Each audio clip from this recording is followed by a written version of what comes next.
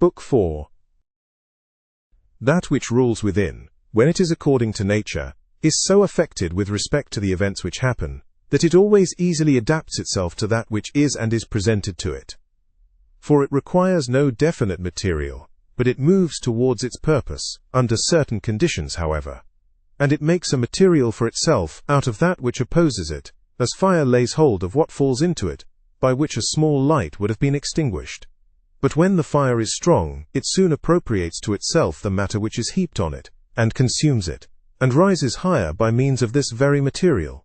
Let no act be done without a purpose, nor otherwise than according to the perfect principles of art. Men seek retreats for themselves, houses in the country, seashores and mountains, and thou too art wont to desire such things very much. But this is altogether a mark of the most common sort of men, for it is in thy power, whenever thou shalt choose, to retire into thyself. For nowhere, either with more quiet or more freedom from trouble, does a man retire, than into his own soul, particularly when he has within him such thoughts that by looking into them, he is immediately in perfect tranquillity. And I affirm that tranquillity is nothing else than the good ordering of the mind. Constantly then give to thyself this retreat, and renew thyself. And let thy principles be brief and fundamental, which, as soon as thou shalt recur to them, will be sufficient to cleanse the soul completely, and to send thee back free from all discontent with the things to which thou returnest. For with what art thou discontented? With the badness of men. Recall to thy mind this conclusion, that rational animals exist for one another, and that to endure is a part of justice, and that men do wrong involuntarily, and consider how many already, after mutual enmity, suspicion, hatred, and fighting, have been stretched dead, reduced to ashes, and be quiet at last. But perhaps thou art dissatisfied with that which is assigned to thee out of the universe.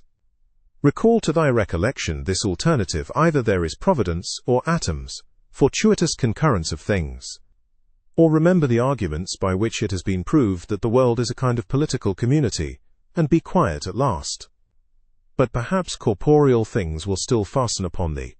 Consider then further, that the mind mingles not with the breath, whether moving gently or violently, when it has once drawn itself apart, and discovered its own power. And think also of all that thou hast heard and assented to about pain and pleasure, and be quiet at last.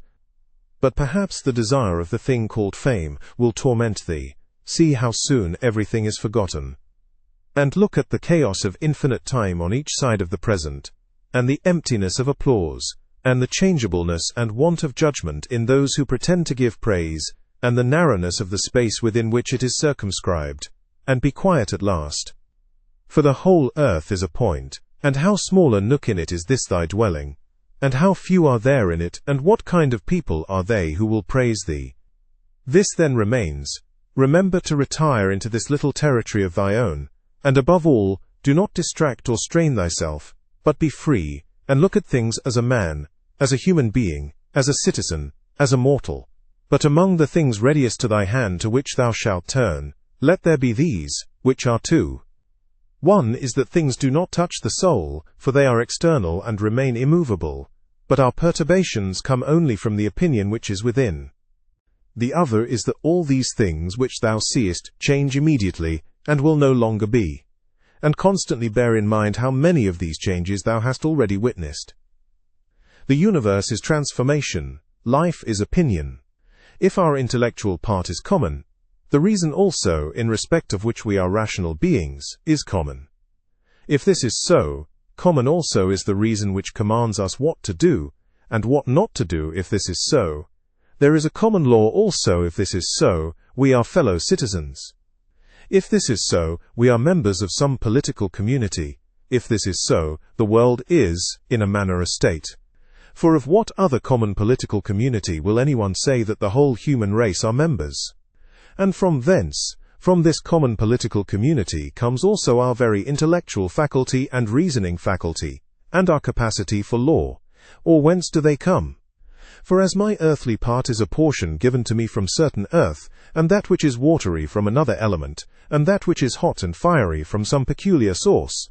For nothing comes out of that which is nothing, as nothing also returns to non-existence. So also the intellectual part comes from some source. death is, such as generation is, a mystery of nature, a composition out of the same elements, and a decomposition into the same, and altogether not a thing of which any man should be ashamed, for it is not contrary to the nature of a reasonable animal, and not contrary to the reason of our constitution. It is natural that these things should be done by such persons. It is a matter of necessity, and if a man will not have it so, he will not allow the fig tree to have juice. But by all means bear this in mind, that within a very short time both thou and he will be dead, and soon not even your names will be left behind. Take away thy opinion, and then there is taken away the complaint, I have been harmed. Take away the complaint, I have been harmed, and the harm is taken away. That which does not make a man worse than he was, also does not make his life worse, nor does it harm him either from without or from within. The nature of that which is universally useful has been compelled to do this. Consider that everything which happens, happens justly, and if thou observest carefully, thou wilt find it to be so. I do not say only with respect to the continuity of the series of things, but with respect to what is just, and as if it were done by one who assigns to each thing its value. Observe then as thou hast begun, and whatever thou doest, do it in conjunction with this, the being good, and in the sense in which a man is properly understood to be good. Keep to this in every action. Do not have such an opinion of things as he has who does thee wrong, or such as he wishes thee to have, but look at them as they are in truth. A man should always have these two rules in readiness.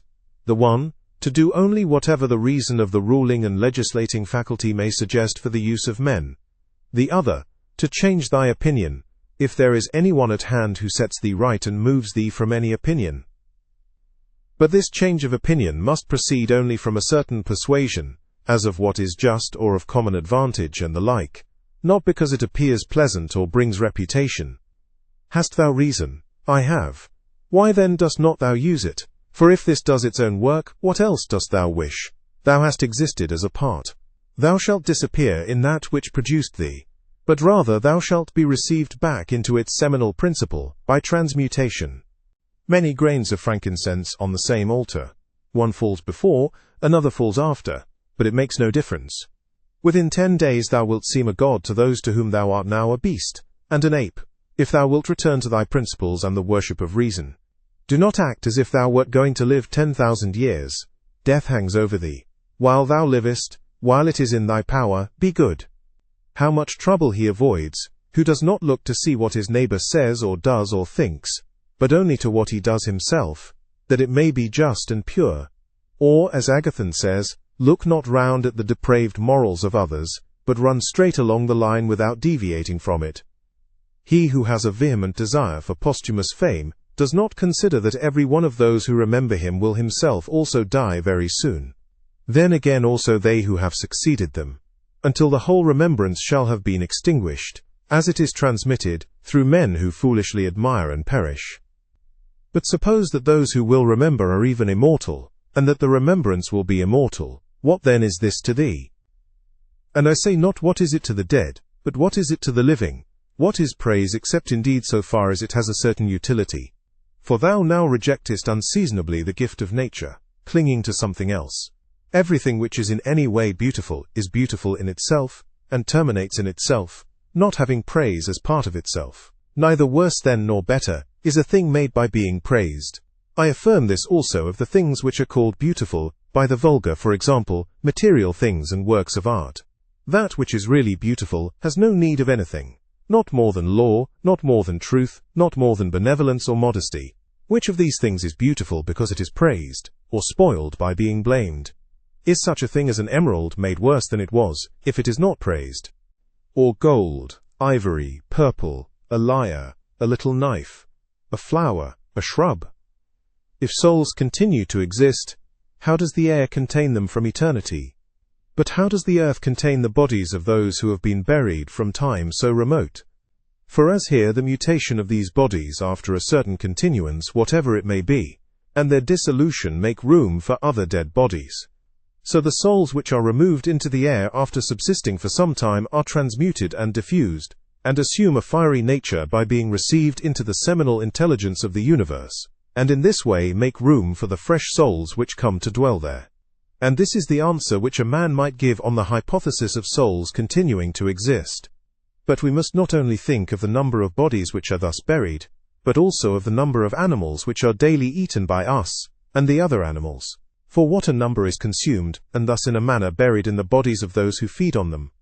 And nevertheless this earth receives them by reason of the changes of these bodies into blood, and the transformations into the aerial or the fiery element.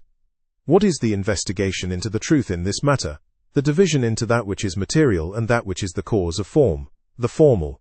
Do not be whirled about, but in every movement have respect to justice, and on the occasion of every impression maintain the faculty of comprehension or understanding. Everything harmonizes with me, which is harmonious to thee, O universe. Nothing for me is too early nor too late, which is in due time for thee. Everything is fruit to me which thy seasons bring, O nature. From thee are all things, in thee are all things, to thee all things return.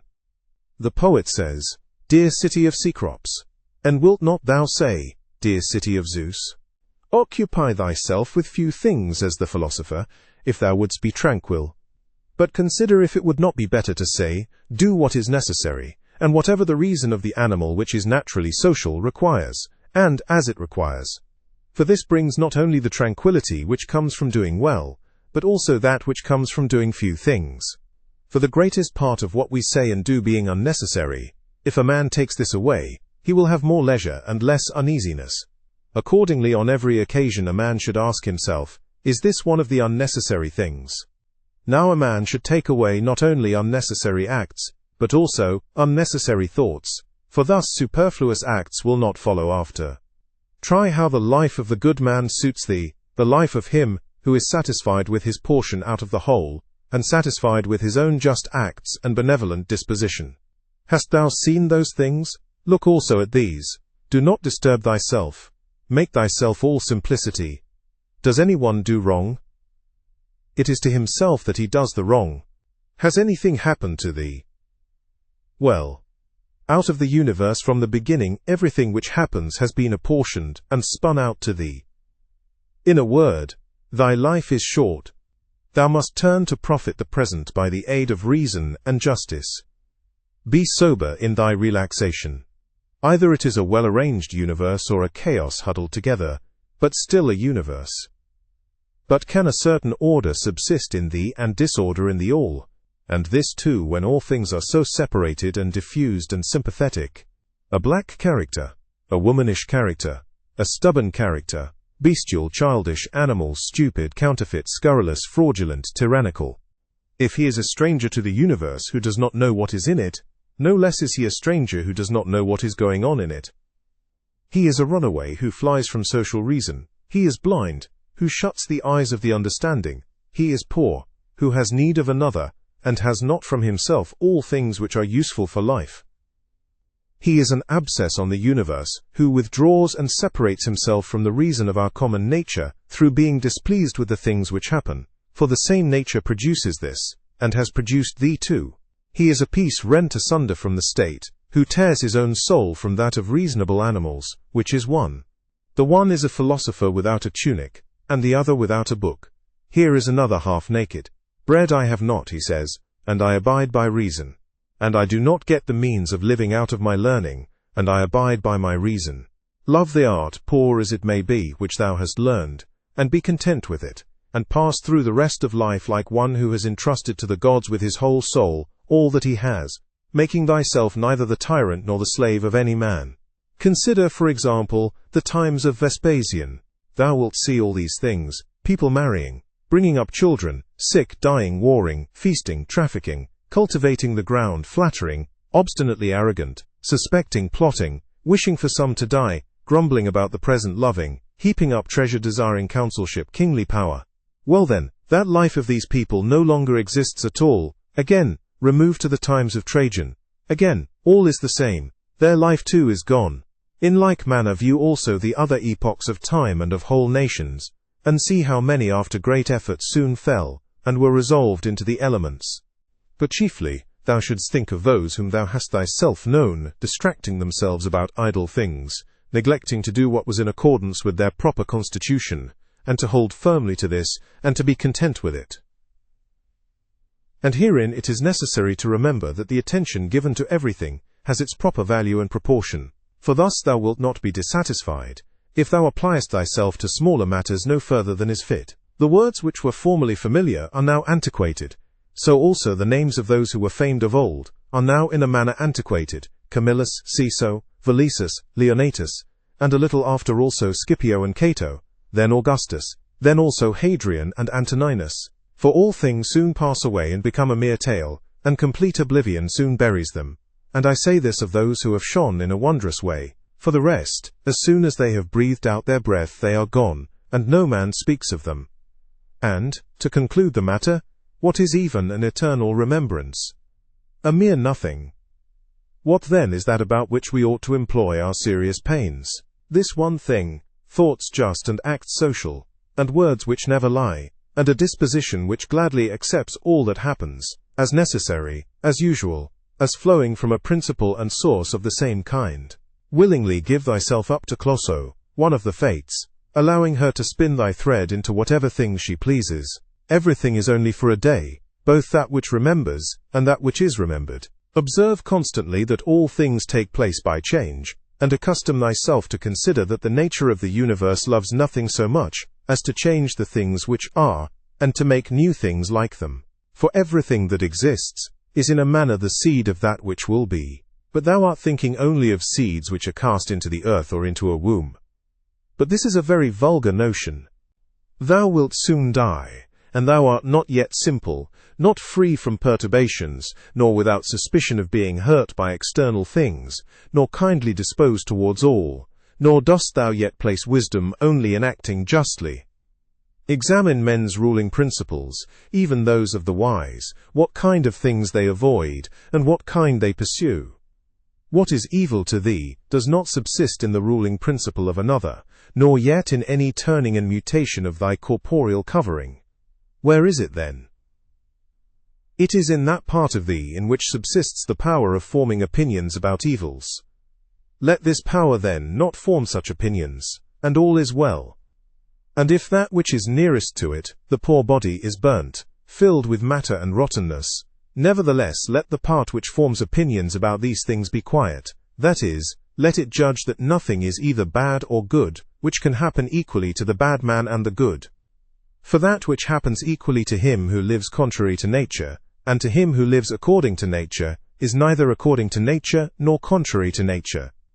Constantly regard the universe as one living being, having one substance and one soul, and observe how all things have reference to one perception, the perception of this one living being, and how all things act with one movement, and how all things are the cooperating causes of all things which exist. Observe too the continuous spinning of the thread, and the contexture of the web. Thou art a little soul bearing about a corpse, as Epictetus used to say. It is no evil for things to undergo change, and no good for things to subsist in consequence of change. Time is like a river made up of the events which happen, and a violent stream. For as soon as a thing has been seen, it is carried away, and another comes in its place, and this will be carried away too. Everything which happens is as familiar and well known as the rose in spring, and the fruit in summer, for such is disease and death and calumny and treachery, and whatever else delights fools or vexes them. In the series of things those which follow are always aptly fitted to those which have gone before, for this series is not like a mere enumeration of disjointed things, which has only a necessary sequence, but it is a rational connection.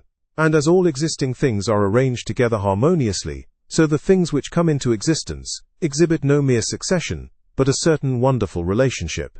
Always remember the saying of Heraclitus, that the death of earth is to become water, and the death of water is to become air, and the death of air is to become fire, and reversely. And think too of him who forgets whither the way leads, and that men quarrel with that with which they are most constantly in communion, the reason which governs the universe, and the things which daily meet with seem to them strange, and consider that we ought not to act and speak, as if we were asleep, for even in sleep we seem to act and speak, and that we ought not, like children who learn from their parents, simply to act and speak, as we have been taught. If any god told thee that thou shalt die tomorrow, or certainly on the day after tomorrow, thou wouldst not care much whether it was on the third day or on the morrow. Unless thou wast in the highest degree mean-spirited, for how small is the difference?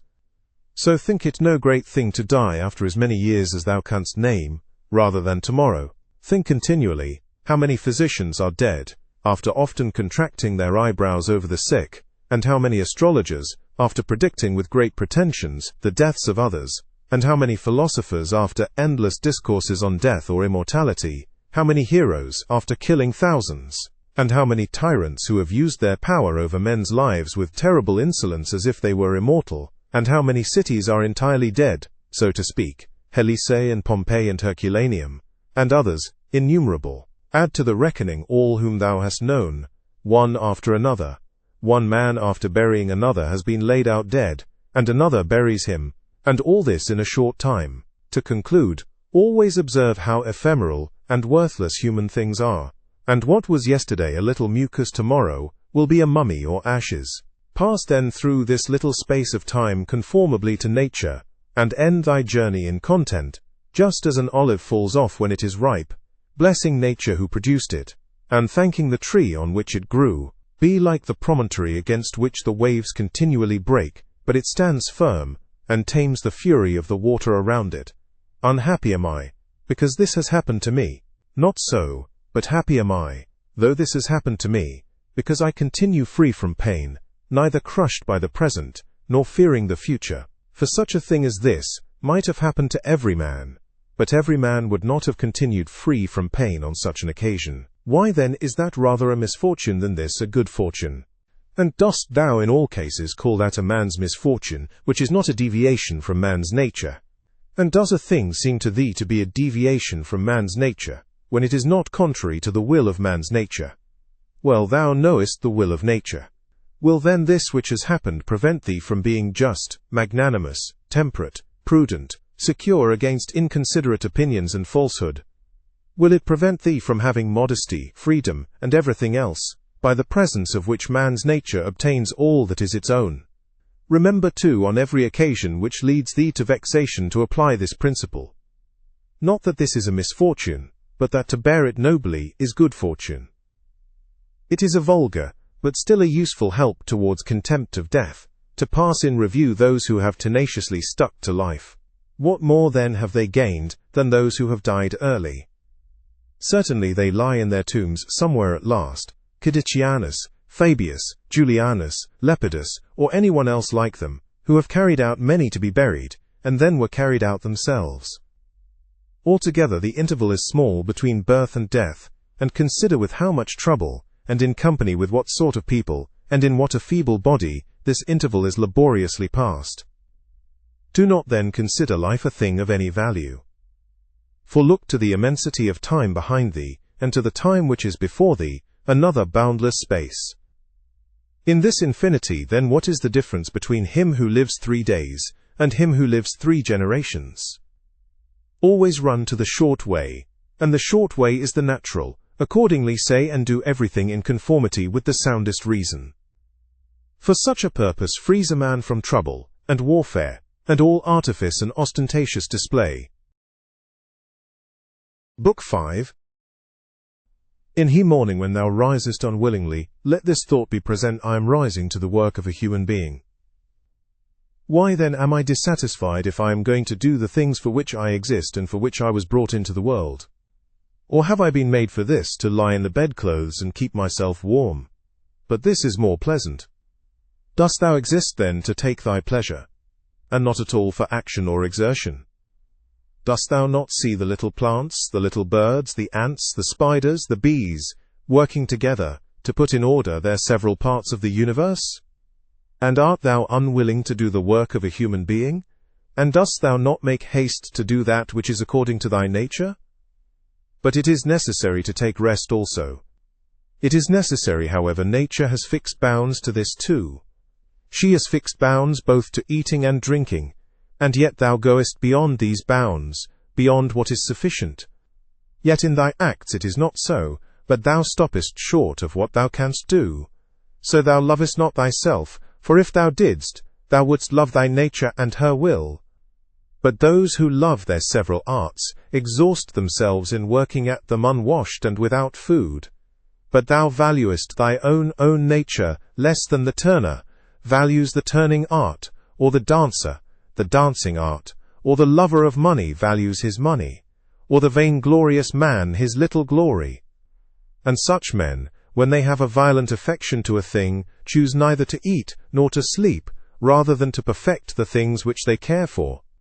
But are the acts which concern society more vile in thy eyes, and less worthy of thy labor? How easy it is to repel and to wipe away every impression which is troublesome or unsuitable, and immediately to be in all tranquillity. Judge every word and deed which are according to nature to be fit for thee. And be not diverted by the blame which follows from any people, nor by their words. But if a thing is good to be done or said, do not consider it unworthy of thee. For those persons have their peculiar leading principle, and follow their peculiar movement, which things do not thou regard, but go straight on, following thy own nature and the common nature, and the way of both is one. I go through the things which happen according to nature, until I shall fall and rest, breathing out my breath into that element, out of which I daily draw it in, and falling upon that earth, out of which my father collected the seed, and my mother the blood, and my nurse the milk, out of which during so many years I have been supplied with food and drink, which bears me when I tread on it, and abuse it for so many purposes. Thou sayest, men cannot admire the sharpness of thy wits. Be it so. But there are many other things of which thou canst not say, I am not formed for them by nature. Show those qualities then which are altogether in thy power: sincerity, gravity, endurance of labor, aversion to pleasure, contentment with thy portion and with few things, benevolence, frankness, no love of superfluity, freedom from trifling magnanimity. Dost thou not see how many qualities thou art immediately able to exhibit, in which there is no excuse of natural incapacity and unfitness, and yet thou still remain voluntarily below the mark? Or art thou compelled, through being defectively furnished by nature, to murmur, and to be stingy, and to flatter, and to find fault with thy poor body, and to try to please men, and to make great display, and to be so restless in thy mind?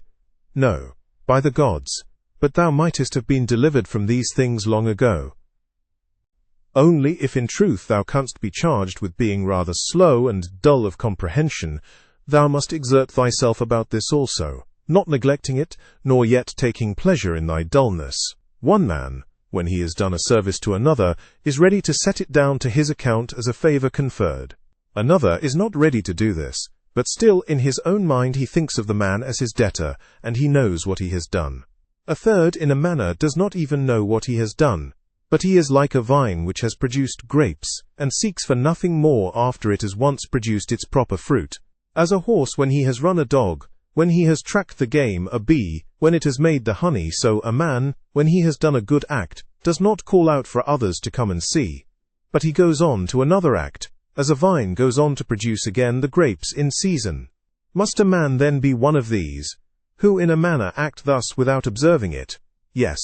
But this very thing is necessary, the observation of what a man is doing. For it may be said, it is characteristic of the social animal to perceive that he is working in a social manner, and indeed to wish that his social partner also should perceive it. It is true what thou sayest, but thou dost not rightly understand what is now said.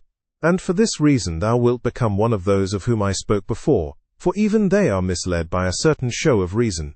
But if thou wilt choose to understand the meaning of what is said, do not fear that for this reason thou wilt omit any social act. A prayer of the Athenians. Rain, rain, O dear Zeus, down on the ploughed fields of the Athenians and on the plains. In truth, we ought not to pray at all, or we ought to pray in this simple and noble fashion. Just as we must understand when it is said that Aesculapius prescribed to this man horse exercise, or bathing in cold water, or going without shoes, so we must understand it when it is said that the nature of the universe prescribed to this man disease or mutilation or loss or anything else of the kind. For in the first case, prescribed means something like this: he prescribed this for this man as a thing adapted to procure health. And in the second case it means that which happens to, or suits, every man is fixed in a manner for him suitably to his destiny. For this is what we mean when we say that things are suitable to us, as the workmen say of squared stones in walls or the pyramids, that they are suitable, when they fit them to one another in some kind of connection. For there is altogether one fitness, harmony.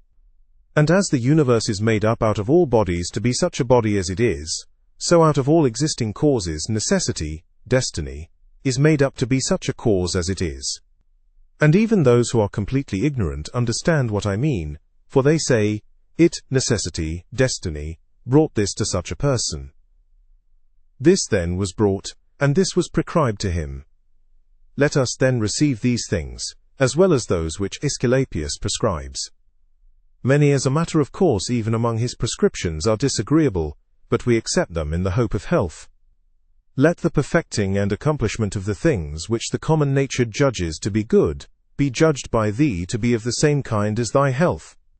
And so accept everything which happens, even if it seem disagreeable, because it leads to this, to the health of the universe, and to the prosperity and felicity of Zeus, the universe. For he would not have brought on any man what he has brought, if it were not useful for the whole. Neither does the nature of anything, whatever it may be, cause anything which is not suitable to that which is directed by it.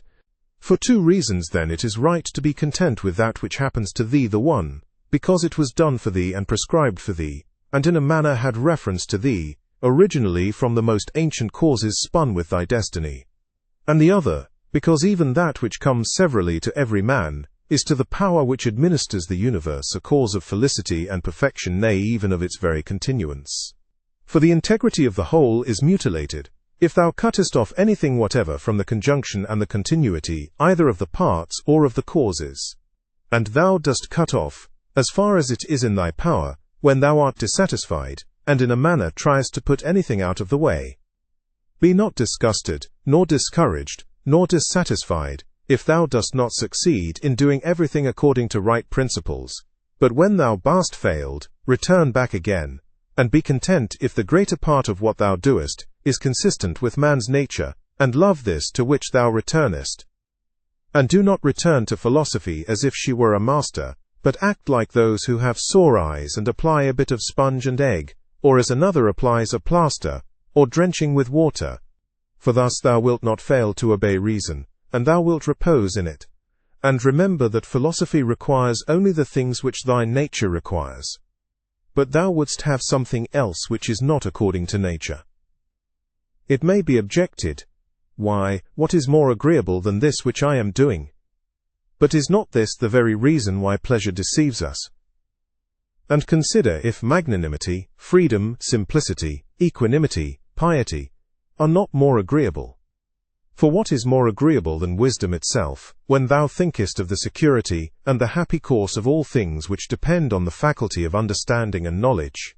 Things are in such a kind of envelopment, that they have seemed to philosophers, not a few, nor those common philosophers, altogether unintelligible, nay, even to the Stoics themselves they seem difficult to understand.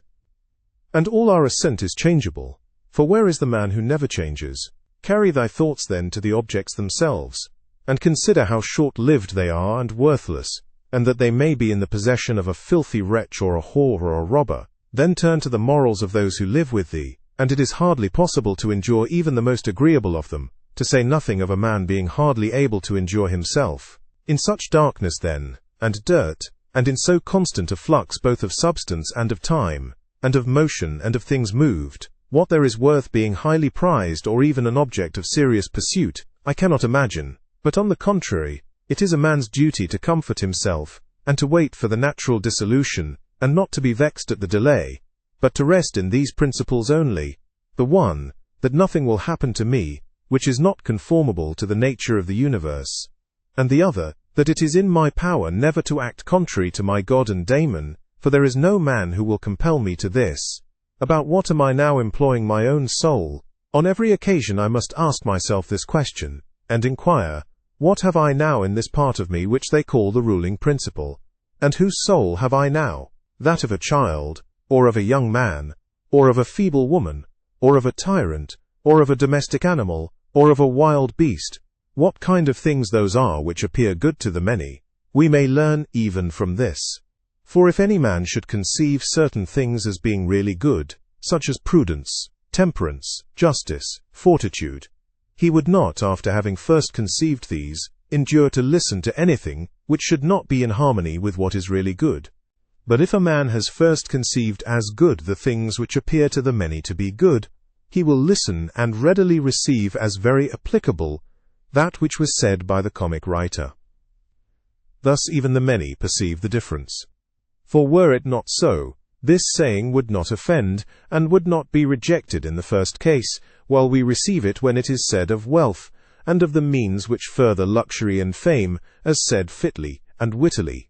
Go on then, and ask if we should value and think those things to be good, to which after their first conception in the mind, the words of the comic writer might be aptly applied, that he who has them, through pure abundance, has not a place to ease himself in.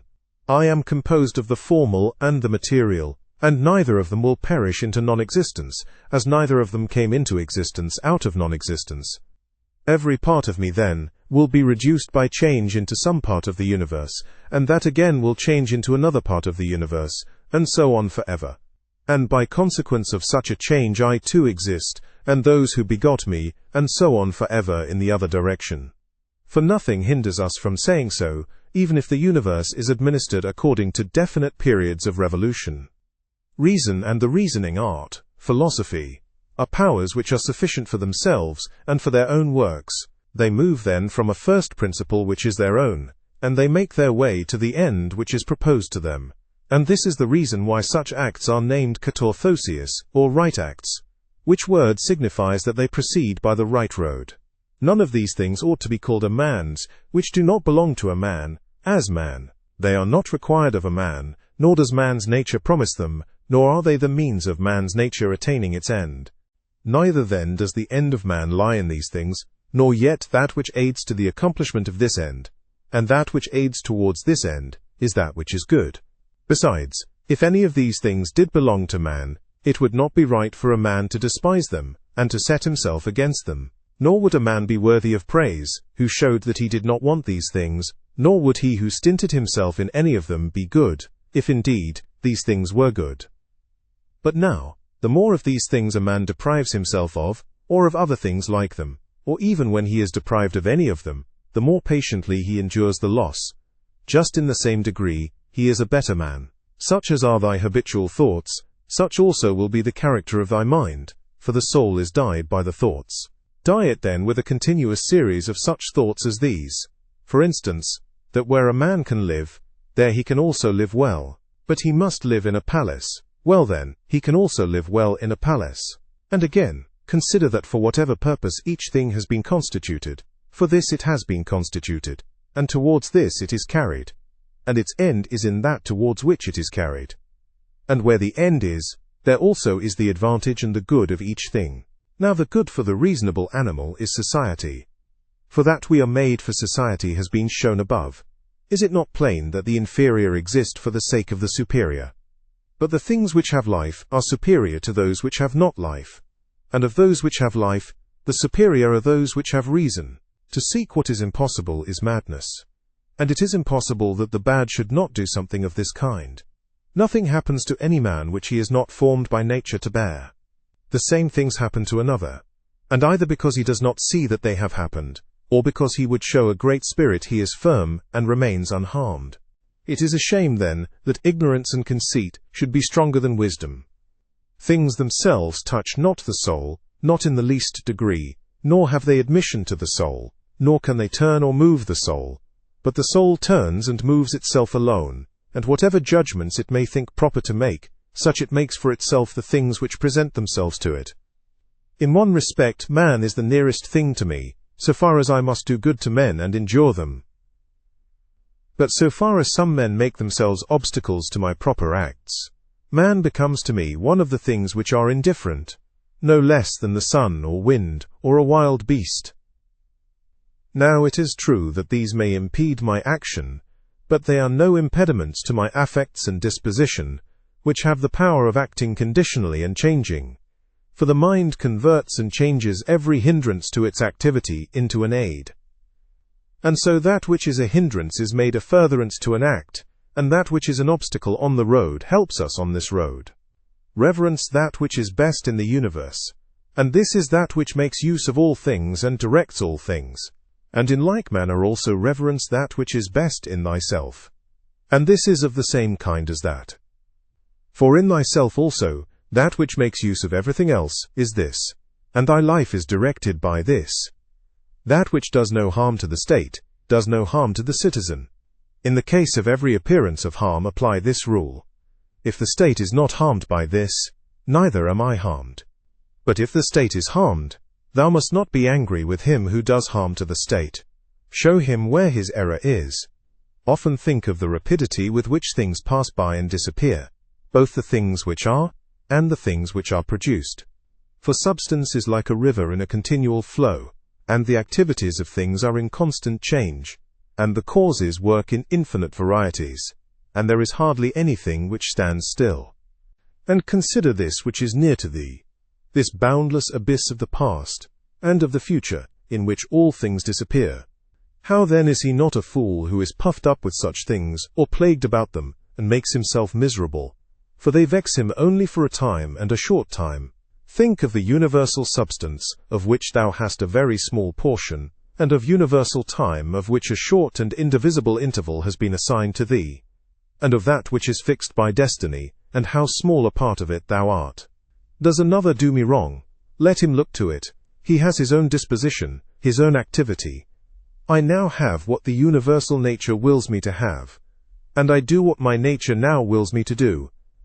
Let the part of thy soul which leads and governs be undisturbed by the movements in the flesh, whether of pleasure or of pain, and let it not unite with them, but let it circumscribe itself and limit those effects to their parts. But when these effects rise up to the mind by virtue of that other sympathy that naturally exists in a body which is all one, then thou must not strive to resist the sensation, for it is natural. But let not the ruling part of itself add to the sensation the opinion that it is either good or bad. Live with the gods. And he does live with the gods who constantly shows to them. His own soul is satisfied with that which is assigned to him, and that it does all that the demon wishes, which Zeus hath given to every man for his guardian and guide, a portion of himself. And this is every man's understanding and reason. Art thou angry with him whose armpits stink? Art thou angry with him whose mouth smells foul? What good will this danger do thee? He has such a mouth, he has such armpits. It is necessary that such an emanation must come from such things. But the man has reason, it will be said, and he is able, if he takes pain, to discover wherein he offends. I wish thee well of thy discovery. Well then, and thou hast reason. By thy rational faculty stir up his rational faculty. Show him his error, admonish him. For if he listens thou wilt cure him, and there is no need of anger, neither tragic actor nor whore. As thou intendest to live when thou art gone out, so it is in thy power to live here. But if men do not permit thee, then get away out of life, yet so as if thou wert suffering no harm. The house is smoky, and I quit it. Why dost thou think that this is any trouble? But so long as nothing of the kind drives me out, I remain, am free, and no man shall hinder me from doing what I choose, and I choose to do what is according to the nature of the rational and social animal. The intelligence of the universe is social. Accordingly it has made the inferior things for the sake of the superior, and it has fitted the superior to one another. Thou seest how it is subordinated, coordinated, and assigned to everything its proper portion, and has brought together into concord with one another the things which are the best.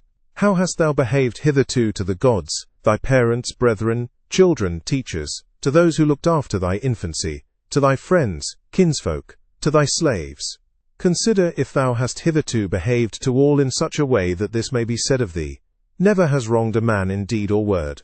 And call to recollection both how many things thou hast passed through, and how many things thou hast been able to endure, and that the history of thy life is now complete, and thy service is ended, and how many beautiful things thou hast seen, and how many pleasures and pains thou hast despised, and how many things called honorable thou hast spurned, and to how many ill-minded folks thou hast shown a kind disposition. Why do unskilled and ignorant souls disturb him who has skill and knowledge? What soul then has skill and knowledge?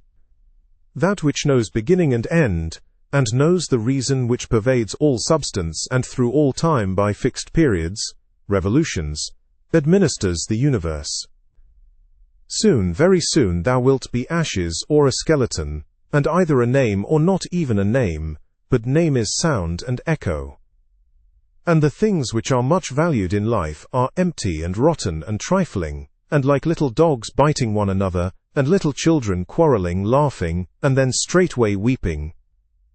But fidelity and modesty and justice and truth are fled up to Olympus from the widespread earth. What then is there which still detains thee here? If the objects of sense are easily changed and never stand still, and the organs of perception are dull and easily receive false impressions, and the poor soul itself is an exhalation from blood. But to have good repute amidst such a world as this is an empty thing. Why then dost thou not wait in tranquillity for thy end, whether it is extinction or removal to another state? And until that time comes, what is sufficient? Why, what else than to venerate the gods and bless them, and to do good to men, and to practice tolerance and self-restraint? But as to everything which is beyond the limits of the poor flesh and breath, to remember that this is neither thine nor in thy power. Thou canst pass thy life in an equable flow of happiness, if thou canst go by the right way, and think and act in the right way. These two things are common both to the soul of God, and to the soul of man, and to the soul of every rational being, not to be hindered by another.